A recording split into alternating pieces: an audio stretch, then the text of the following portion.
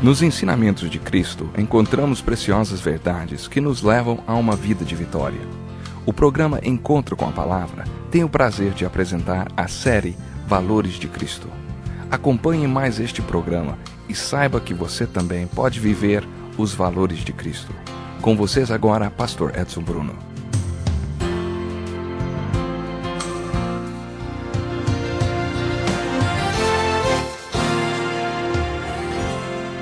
Um homem tinha 2 filhos. O mais novo disse ao seu pai: "Pai, eu quero a minha parte da herança." Assim ele repartiu sua propriedade entre eles. Não muito tempo depois, o filho mais novo reuniu tudo que tinha e foi para uma região distante, e lá desperdiçou seus bens vivendo irresponsavelmente. Depois de ter gasto tudo, houve uma grande fome em toda aquela região e ele começou a passar necessidades. Por isso foi empregar-se com um dos cidadãos daquela região, que o mandou para o seu campo a fim de cuidar de porcos. Ele desejava encher o estômago com as vagens de alfarrobeira que os porcos comiam, mas ninguém lhe dava nada. Caindo em si, ele disse: "Quantos empregados de meu pai têm comida de sobra e eu aqui morrendo de fome? Eu me porei a caminho e voltarei para o meu pai e direi: Pai, eu pequei contra o céu e contra ti. Não sou mais digno de ser chamado teu filho, trata-me como um dos teus empregados." A seguir levantou-se e foi para o seu pai. Estando ainda longe, seu pai o viu e, cheio de compaixão, correu para o seu filho e o abraçou e o beijou. O filho lhe disse: "Pai, pequei contra o céu e contra ti, não sou mais digno de ser chamado teu filho." Mas o pai disse aos seus servos: "Depressa, tragam uma melhor roupa e vistam nele, coloquem um anel em seu dedo e calçados em seus pés. Tragam um novilho gordo e matem-no. Vamos fazer uma festa e alegrar-nos. Pois esse meu filho estava morto e voltou à vida, estava perdido e foi achado." E começaram a festejar o seu regresso. Esta é a parábola do filho pródigo, conhecida por tanta gente. Já comentamos em estudos anteriores em que contexto Jesus contou esta parábola. Estamos estudando os valores de Cristo e aprendendo através dos evangelhos o que era realmente importante para Jesus. Estamos identificando através dos diálogos e dos sermões que Jesus pregou e da sua jornada pela terra durante seu ministério quais foram as prioridades dele. O que era importante para Jesus? Quais eram os seus valores? Já falamos sobre os feridos, sobre como Jesus valorizou os feridos desse mundo, os quais chamou de pobres de espírito. Vamos rever o contexto no qual Jesus contou esta parábola do filho pródigo. Jesus estava pregando as boas novas aos pobres de espírito que tinham atendido ao seu chamado e formado ao redor dele um pequeno círculo. Estas pessoas ao redor de Jesus eram os publicanos e pecadores, todos os tipos de pecadores. Acontece que os líderes religiosos formaram um outro círculo ao redor do primeiro, e alguns metros de distância, e começaram a reclamar porque Jesus estava com os publicanos e pecadores. Jesus então iniciou o capítulo 15 do Evangelho de Lucas falando para as pessoas do círculo externo, os líderes religiosos, os fariseus, o seguinte: "Por que vocês não se alegram com o que está acontecendo aqui no círculo interno?" Jesus falou isso através das parábolas das coisas perdidas.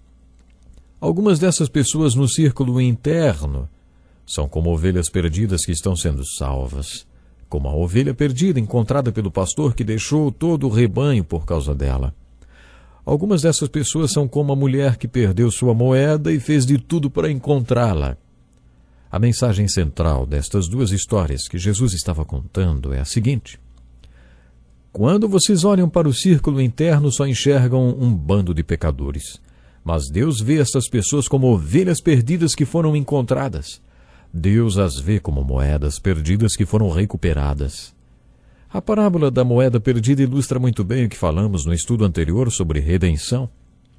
Mas, como a parábola do filho pródigo, cujo contexto acabamos de mencionar, Jesus está dizendo: vocês sabem de uma coisa? Quando vocês olham para este círculo, não enxergam nada além do que veem como um bando de pecadores, mas Deus vê estas pessoas como filhos perdidos. Essas pessoas são filhos de Deus e têm o livre arbítrio para escolher sair por aí e acabar num dos chiqueiros do mundo.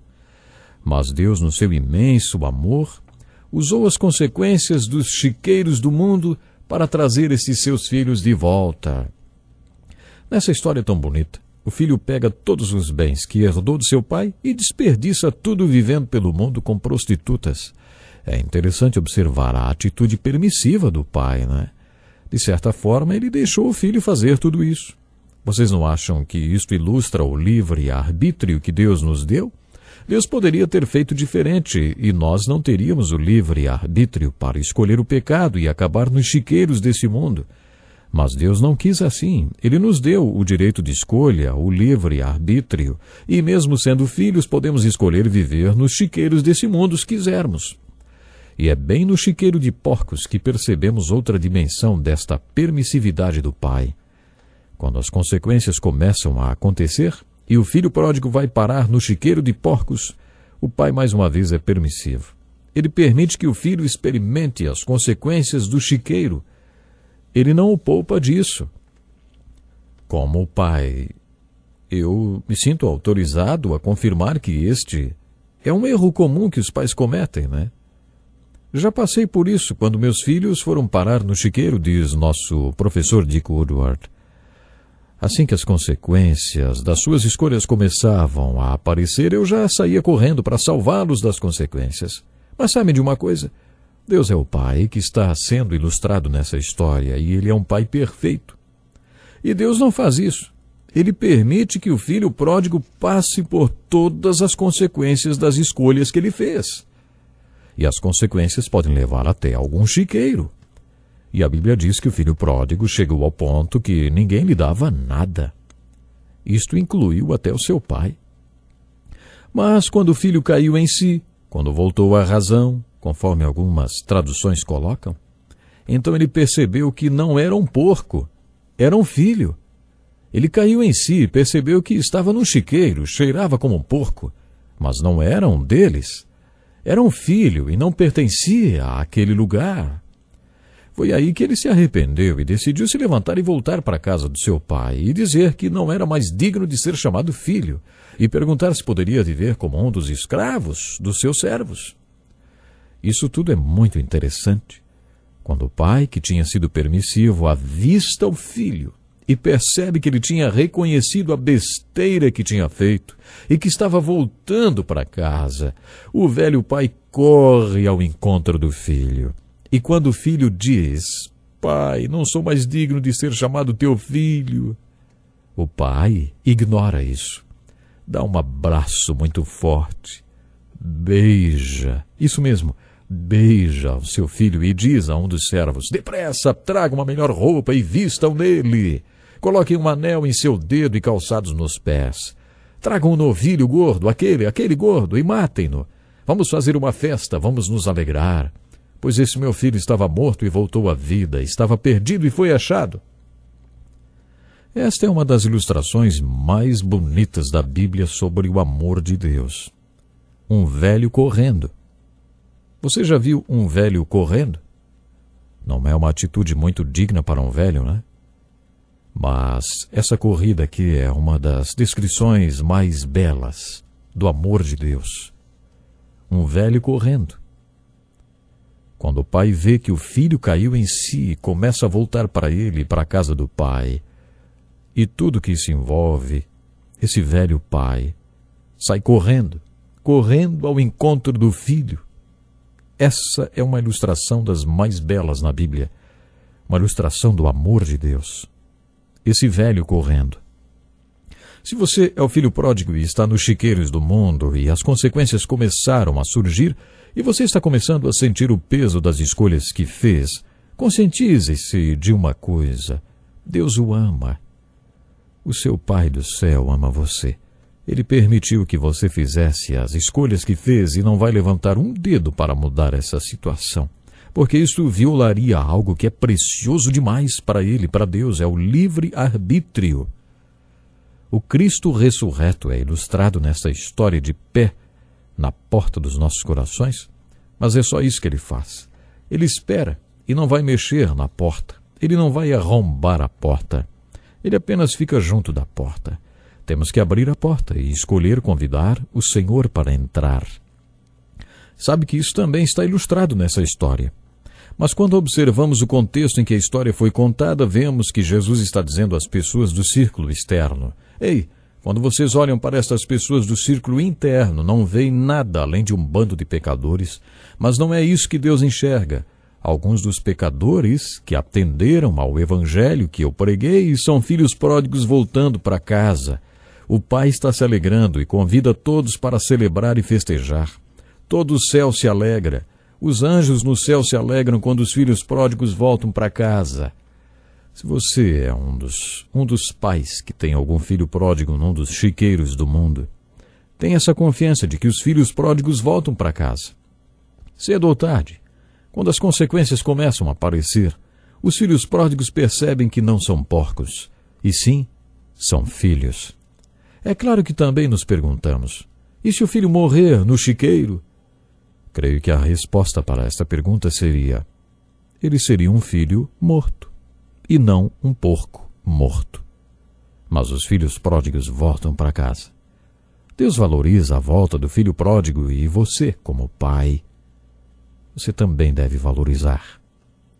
Agora, se você é um filho pródigo, você já se deu conta do quanto Deus o ama e de como os anjos no céu vão se alegrar quando você decidir voltar para casa, para o Pai?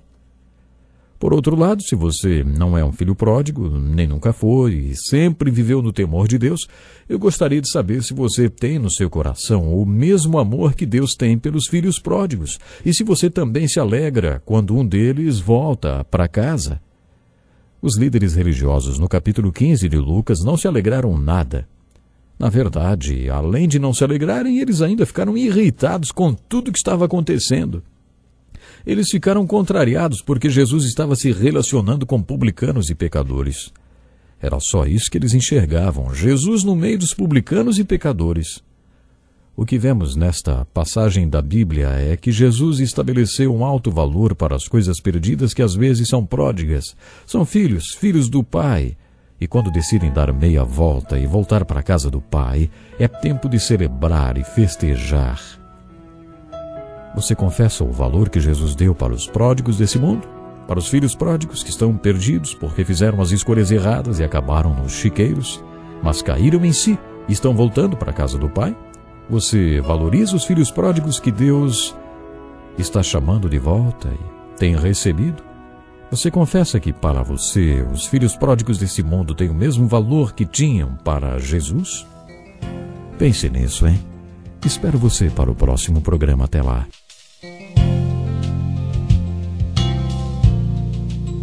Que lição importantíssima. Obrigado, Pastor Edson Bruno. Prezado ouvinte, coloque em prática o que você ouviu aqui. Sem dúvida, sua vida será grandemente abençoada. Este é um estudo escrito pelo Dr. Dick Woodward, na voz do Pastor Edson Bruno. Escreva-nos e solicite o material. Nosso endereço é Encontro com a Palavra, Caixa Postal 2011, CEP 89201-970, Joinville, Santa Catarina. Até o nosso próximo Encontro com a Palavra.